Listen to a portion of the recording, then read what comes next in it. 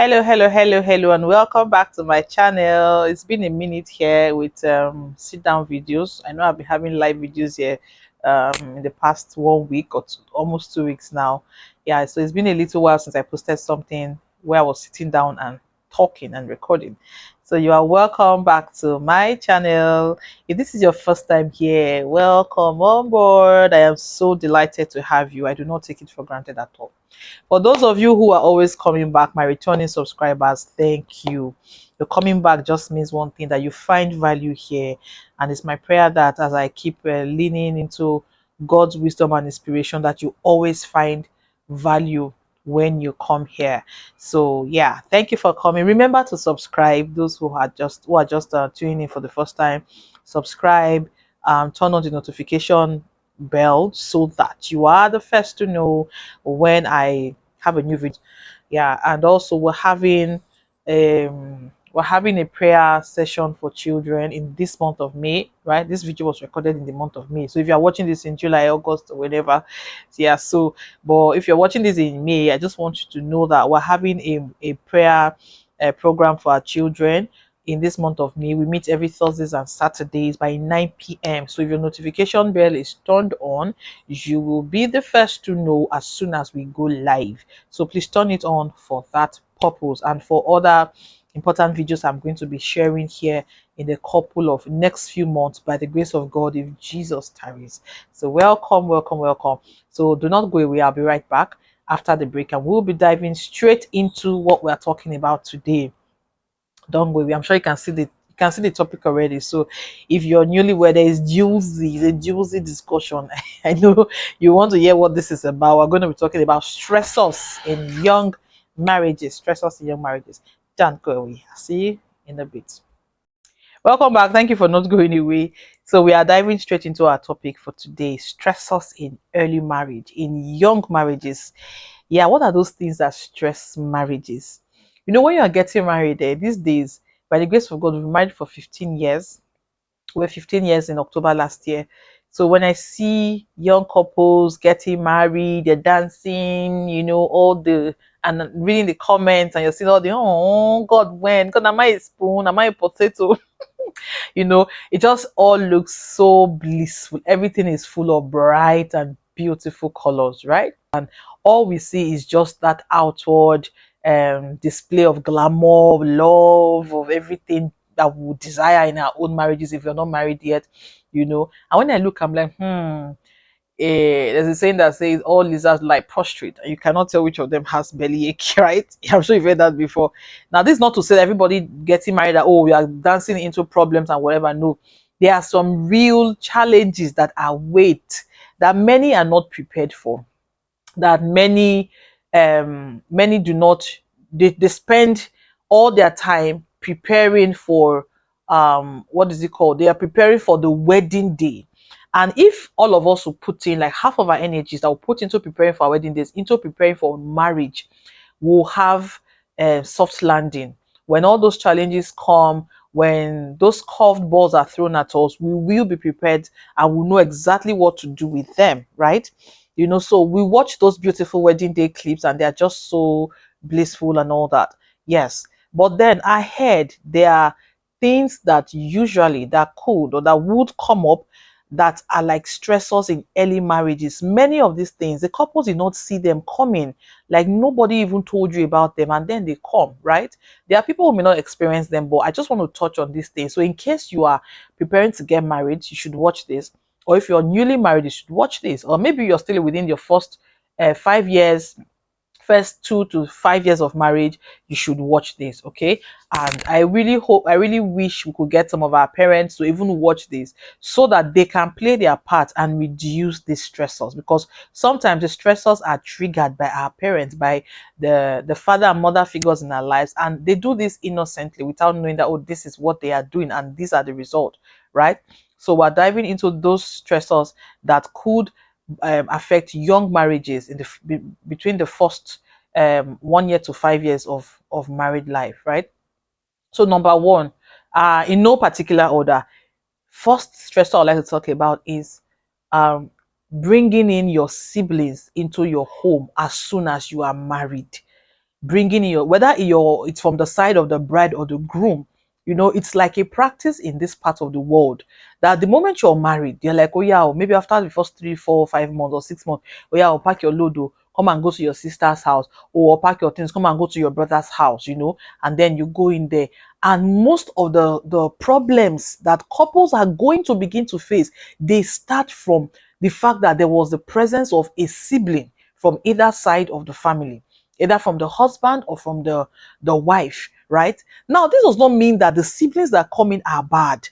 It's just something we are oblivious of. We are forgetting quickly that we are bringing into a very close and intimate space two very important relationships, and we're going to most likely set them at loggerheads without planning to do so. Now, let me explain what I mean. Now, you have a lady who has been very close to her siblings, very, very close to her siblings, or a man who has been very close to his siblings, because this is from both sides. I'm not looking at a particular, I'm not focusing on just the bride or the groom, right? This could be from either side. So you have this man who is very close to his siblings, or the woman who is close to her siblings. Now she's married or he's married, and the siblings come to the house. We are going to be testing the strength of two very unique relationships. Now, if you have a younger one who is not, maybe the way you grew up in your house, you didn't really wake up early to do chores in the house, and it was okay, right? The big deal was not when you did your chores, it was that you did your chores at all. That was the most important thing, that, oh, you got your chores done. It's not that, oh, you did them at 7 a.m. It was not mandatory to do your chores at 7 a.m. or to finish at a particular time. So now you are married, you're in a home where, in the way the man was raised, you wake up early. By 8 a.m., everybody is done with their chores. And then you have this one, the sibling of the wife, who is not used to that kind of thing. And then the man is like, hello, what's going on here? Your sister is still sleeping by 7:30. And you, the wife, you're like, oh, that's how we are in my house. And your husband is like, no, if I'm going to be feeding them, they must wake up at this particular time. And then you, as the wife, you're like, what's your problem? Why are you forcing over a little matter? And then the man is like, I'm not forcing. They need to be disciplined. They are not disciplined. And then you, as the wife, you are now torn between being loyal to your siblings, who you are related to by blood, who you have known all your life. Because truth be told, at that point in time, when you're just getting married, your siblings are still the closest relatives you have, right, on the face of the earth. At that time when you are just getting married, maybe later on, after you've done like 25 years, 15 years, 25, you can now beat your chest and say, my husband or my wife is the closest person to me. They know me more than any other person. But at that time, the reality is that these siblings, they are still the closest people to you. And your bond is still very, very strong. So you will be putting that woman under that pressure. I think it's an unfair test. The woman is now torn between, I need to be loyal to my husband. I need to submit to my husband. I need to also stand and defend my siblings. I need to prove that my siblings are not lazy people, right? And if she now wants to insist to say, okay, I want to go on my husband's side and say, okay, this is the new territory you're in now. This is our home. My husband insists that you must finish your chores by 8 o'clock. And then you begin to tell your siblings, this is how we live. And they're like, maybe it's the kind of sibling that will call home and say, mommy, daddy, I don't understand the kind of man sister married to. He's just a very wicked, grumpy man. He's one Grinch like this. He does not allow us to sleep.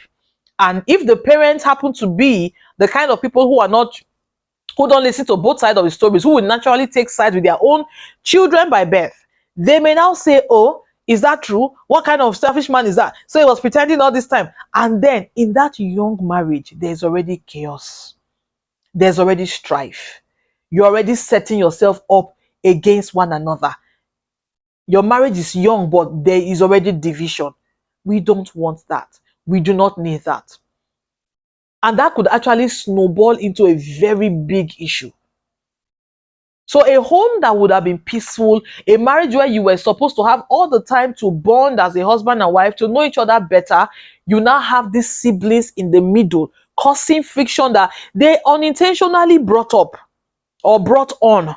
Do you understand? Like I said, it's not because the siblings are bad, but because the relationship you have as husband and wife, newly married, and relationship with your siblings you have known all your life, they are very delicate. They are too delicate to be brought so soon into the same close, intimate space. Please, if we can avoid it, let us avoid it. I always say to myself, were these people living under the bridge before this sister or this brother married? Why is it that when they are now married, suddenly you go to brother's house, go to sister's house, go and stay with them? If they were not sincerely living under the bridge, please, everyone should stay in their father's house.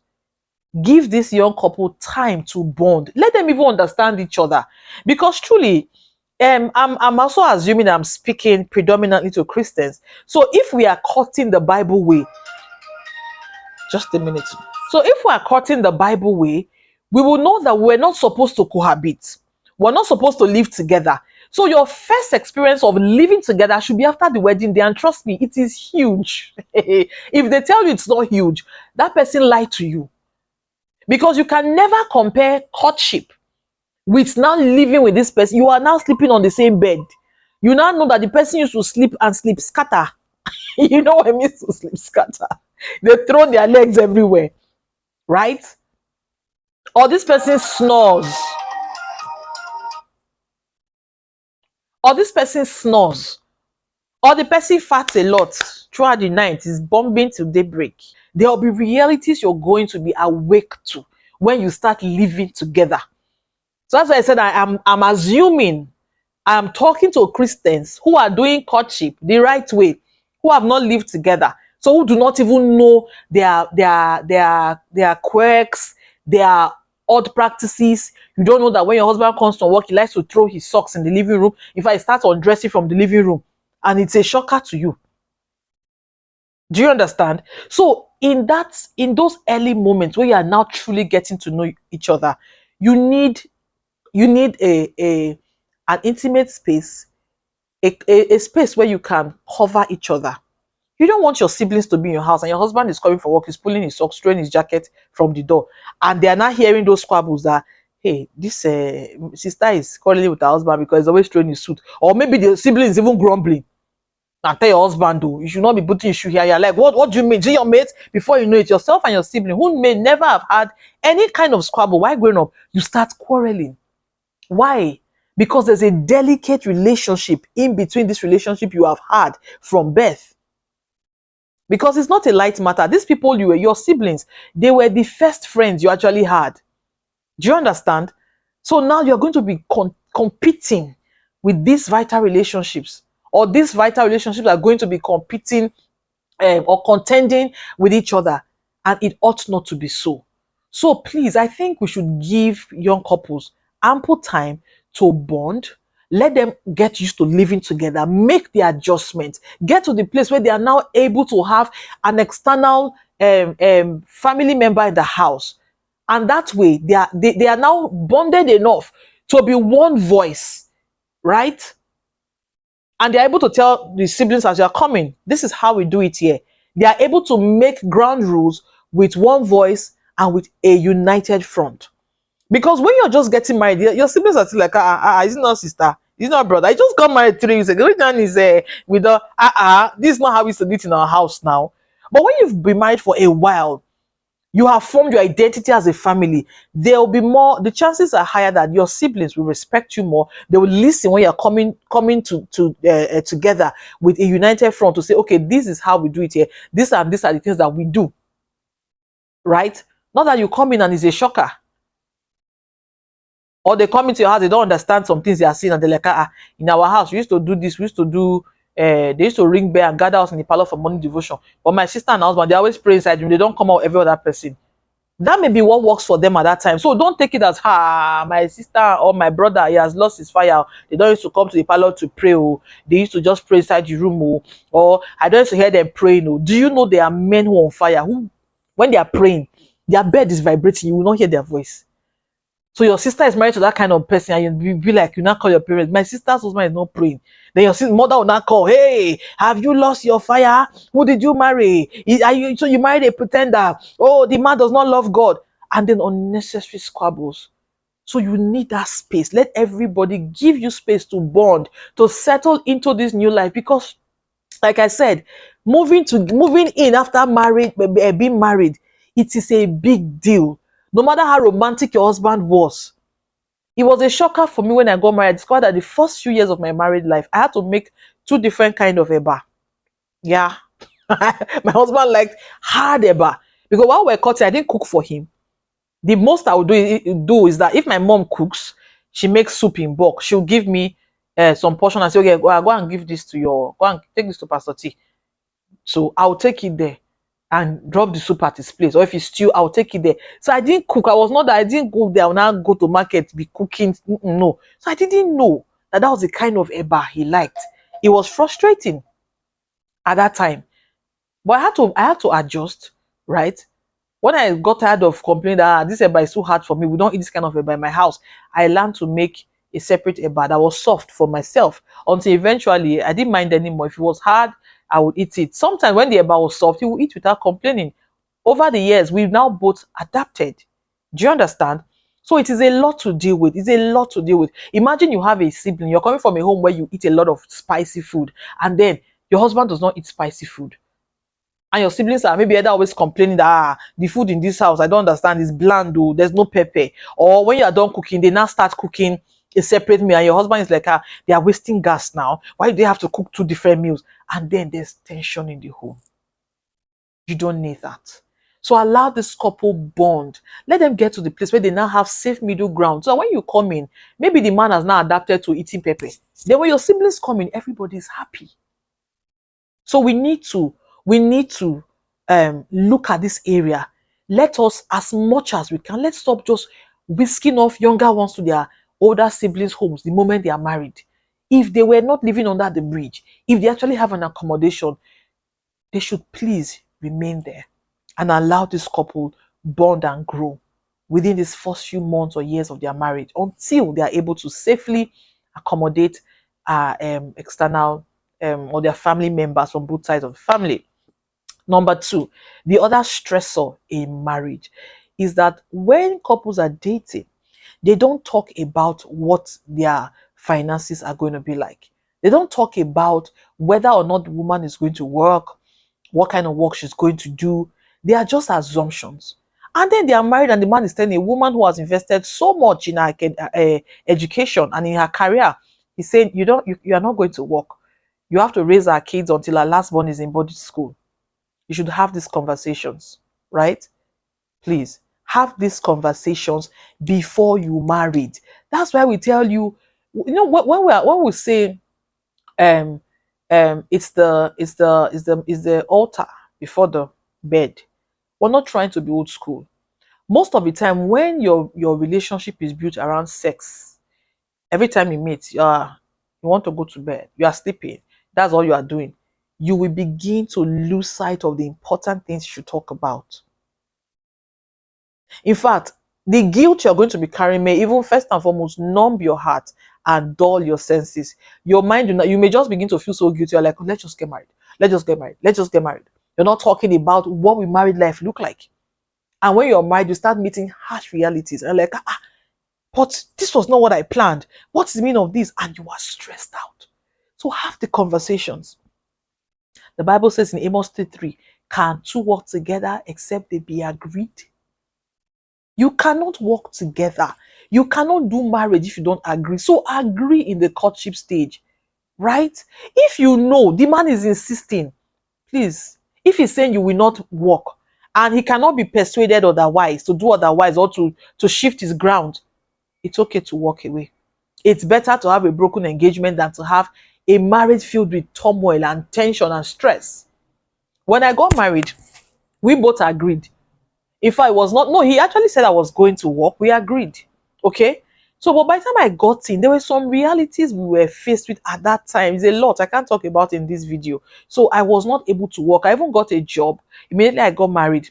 But because I took in almost immediately, I had a very extreme case of what they call hyperemesis gravidarum.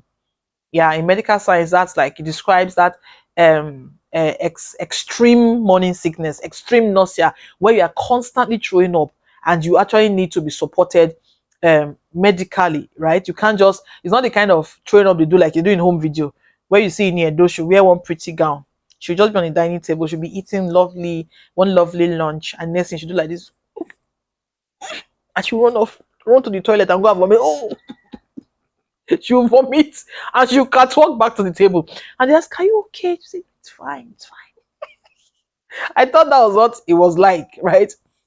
But my experience was not like that. It was not a pretty episode. It was like being constantly like on your body. You have the feeling of typhoid and malaria. They jam it together and they now poured it on you for 3 months. So the only reason I did not stand to start fighting and declaring and decreeing and binding and casting, I just couldn't bring myself to think it was a bad thing, because I knew, okay, this is happening because I'm giving life to a whole human. So maybe the joy of, oh, a baby is growing inside of me, that just kept me there. But God helped me all the same, right? He carried me through, and I came out to the other side very strong. So, but those early moments, it was a lot. So, walking was out of the question. Walking was out of the question. Because even sometime in my 5th month, I think I see throw up once. So, I was not able to go to work. So, somehow the children came. I would just not agree that, you know what, let me, if I can find something within this neighborhood where we stay, fine. But let me focus on raising these children first. That was that was before I eventually delved into now publishing my first book and beginning to earn from writing and other side gigs that writers can actually engage in. So but there was agreement. So have that agreement. That is a major stressor in early marriages. You didn't talk about them. Please don't spend all your dating time, all your courtship time going to ocean basket, Chinese restaurant, going to Cold Stone, just smiling into each other's eyes. You will not be smiling into each other's eyes in real life. Nobody does that. You'll be smiling into each other's eyes, right? But I'm saying that's not all you are going to be doing. There are going to be bills to be paid. There are going to be real life issues to deal with. So talk about these things. Number three, I'm sure you know what I want to talk about. It is sex. This one is a major stressor. People go into marriage with the husband is carrying his imagination about sex, the wife is carrying her own in her head. The two of you are coming from different backgrounds. Your ideas about sex in marriage they are so different. They are so, as far as the east is from the west, that's how different they are. So you come into marriage with assumptions. You do not have conversations about sexual intimacy. One of the things my husband did was, because when we're cutting, the first thing he told me was no sex until marriage. Right? Of course, that was my stance, but I was happy to hear it from him, because I hear that these days there is the men that used to pressurize women for sex, so that even the one that is born again know that it is well. So I was happy. So we're on the same page. That agreement gave us strength. It does not mean that there was no emotion. No. We're not like stick that we're just sitting down there. Don't even let anybody lie to you. Okay. But that decision we had together kept us on the same page and carried us through. And God helped us all through our years of courtship. So when we just got married, we knew that, okay, we have not had this thing before. One of the first books my husband bought for us to read was, I wish I can find that book. He's a popular marriage counselor. I think I have seen him on one of the programs hosted by Pastor Kingsley Okonkwo. So he has written so many books. So that was the book we bought. That was one of our we bought Supernatural Childbirth. Then we bought that book. Those were the first two books we bought together in our names as a married couple, because we wanted to learn, right? So we sat together, we read these things. Read about sex. Oh, don't assume. They will not teach you on the pulpit. Oh. I don't know about you. Me, I don't hear it on the pulpit. So they are good resources, wholesome resources that are in line with um God's ordained plan, or the structure for what sexual intercourse should be between a man and his wife. Do you understand? Don't come empty. Don't come with assumptions. Don't come without knowledge. Talk about it together. You may be shy at first. Yes, I know. You will not be there 100% from the beginning. But start gradually. Listen to your wife, husband. If she tells you this thing does not please me, please pay attention to what she's saying. If the wife tells you this is what gives me pleasure, then by all means focus on that. If your husband tells you this is what gives me pleasure, focus on that. Explore together. If you have to do a mindset overhauling about sex, please by all means do. Some people came in with the idea that sex is a silent, just quiet, off the light. That's why I can never understand couples that are quarreling and they'll be having sex. I don't do it. If my husband have issues, we must settle the issue. I don't do it. I don't know. I don't get it. Because it is called love making. It is making. You are making something, right? It is a process that involves the two of you. So it cannot be one person. I don't know how you are. What do you do? Come, lie down there. Now lie down. Please. Let's not even go there because I don't know how you do it. So if you're already used to, we have long-standing issues, but we're still having sex, something is already wrong.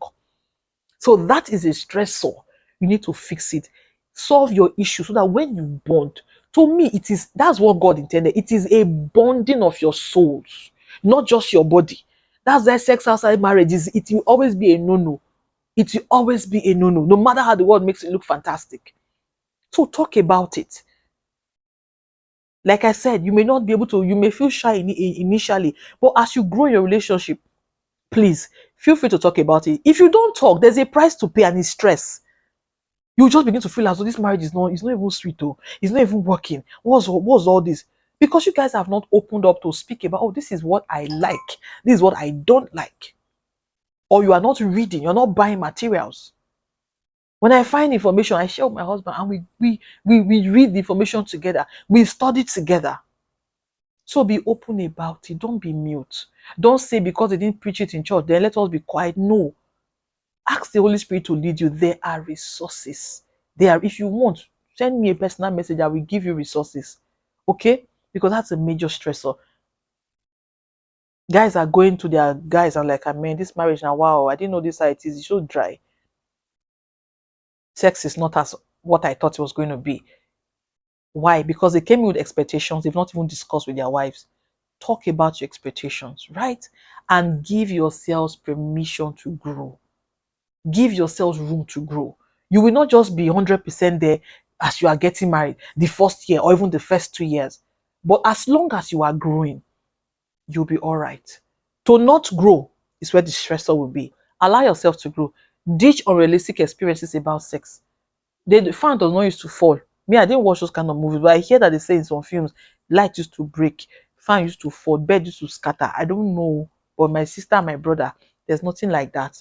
Kill unrealistic expectations about sexual intercourse. You are meant to satisfy each other. That is a given. That is a focus. Okay? But all the other extremes you're hearing, please leave them alone. Inside those are useless movies, right? And focus on your relationship. The Bible says God gave us all things to enjoy. So do like this. Do like this. You know what you did now? You pulled off wrong mindsets about sex in marriage. So if you have that, like they say I should just give it to him, is a wrong mentality. You're not giving. You are both giving and taking. Do you understand? It's a shared experience. So fix that mindset. Come into marriage with an open heart concerning sex in marriage. Do not be uninformed. Like I said, though, while looking for information, I didn't say go to pornography. Information that helps to foster what God intended to happen in that place of sexual intimacy, right? Enough said about that. So the next stressor in marriage, in early marriage, is money. Yes, I know we touched about working, but money, like how your finances will be structured. Have you talked about it? Do you have definite plans about, oh, this is how my finances are going to be structured? Talk about it. Are you going to have joint accounts? Right? What are the things you have seen about your husband to be or your wife to be regarding their spending and how they deal with money? We've been married for 15 years. We don't have a joint account. We do not have a joint account. We are okay with how our finances run. When my husband has money, we jokingly say, when money comes to my husband, we jokingly say, your money, me, I say, your money is our money, my money is my money, right? It's a joking thing. Like, it's not like it's an established a law that, okay, we only spend his money. But over the years, my husband has never been an entitled person. He doesn't sit down and say, hey, you have published 3 books this month. Oh, yeah. How much was that? That should be like 200,000 or 300,000. Yeah, bring the money out. He doesn't do it. He doesn't even ask. So whatever I contribute is always a willing thing, a free will thing. So that works for us. I noticed from when we were cutting that my husband wants to be the one, no matter how small the money is, he wants to be the one putting money on the table. And if I want to add, that's up to me. But he never came in with that mindset of being entitled. So identify your spouse to be their mindset about money. Where are they at? Are they already giving you the vibe that, oh, Anything you earn, they want to get it, they want to grab and take. I told you before, it's not by force. If you notice those things, don't say when we marry, my beloved, it is a stressor in early marriage. Sometimes some marriages will not survive it. Good marriages that were supposed to be great, they pack up because of this particular pressure. Do you understand? So pay attention. What is their attitude around money? Are they stingy? Do they give to God's cause? A man that's telling you, I don't give it, your pastors are thieves, and you are a believer in Christ Jesus, and you give. You know what the word of God says about giving, and you are still tagging along. A stressor is waiting for you from when you are finished dancing. Carry on, girl. Baby, da, da, da, da, da, da, da, da, da. You are finished dancing, they will carry you go, and then I'm just using that song as an example, right? I'm not saying the person that sang the song. We know the person that sang that song is not that type of person, okay? So I'm just saying, after you have danced, all the euphoria of that moment will go away. You will be faced with the reality of a man who is standing in your way. And you and I know that the true picture is for you to submit to your husband. So if he's not telling you you cannot give, you always quarreling every Sunday morning, that is just a stressor. And many young couples deal with this thing from as early as 2 months, 3 months into the marriage. And they just conclude that, marriage is a scam. Marriage is not a scam. You didn't pay attention to what could have been a stressor that was waiting to happen. So look at this thing. Stop smiling over pizza and romantic dinners and not paying attention to the things that could actually hinder your progress and the success of your marriage. So look at, is he a stingy person? He's always quarreling when they say give in church. He's always whining. No, these things will cause you stress. Because by the time he succeeds in pressurizing you to stop giving to God's cause, it will begin to hinder your own financial growth and financial flow. You become unhappy and you feel stifled. You don't want that. It may even be the other way around. The woman just does not just like to give because she had a bad memory when she was single that she gave, and then the church turned their back on her. She will now be very angry. Anytime the husband gives, is war in the house, and you now happen to be the peaceful man who does not like war. Every time you come, your wife is nagging, shouting, and you are just like, God, what is this? So please pay attention to these things before you get married. Talk about them because you don't want the stress that they can bring on. So I hope you have learned a few things. I know one video may not be able to cover all the stressors, but these particular ones I've talked about, they have been heavy on my heart in the past few weeks. I've been thinking about them, and I felt like, okay, this is a good time to go ahead and share this for the sake of my virtual siblings out there who are not married yet, who are looking forward to getting married, preparing to get married, or who just got married and who are feeling like marriage is a scam. Marriage is not a scam. If you will pay attention to these things I've talked about and fix them, you will enjoy your marriage. You will not have cause to be unnecessarily stressed. If other thoughts come to me concerning stress, but I know these are the ones I can relate with, that some of them we had to navigate in the early years of our married life, right? So but if other thoughts come up, I would be happy to do another video and share, right? Until then, till I come your way again, keep winning, keep living intentionally, and thank you for tuning in today. Remember to like, to subscribe, and to turn on the notification bell, and also to share with that your friend who is selling her ashwebi right now. They are busy as they are downloading the Love Testament album and counting down to their wedding day. Please, they should download this video and listen to it and watch it and take note and take appropriate actions so that they can have a beautiful married life. Yes, you don't have to be stressed. When you watch videos like this, your own learning curve is shortened. We did not have this kind of videos to learn, to shorten our own learning curves. But I am here sharing this so that your own learning curve is short, right? So you don't have to go through some of the unnecessary gbasgbos some of us had to deal with. Until I come your way again, keep winning. Bye.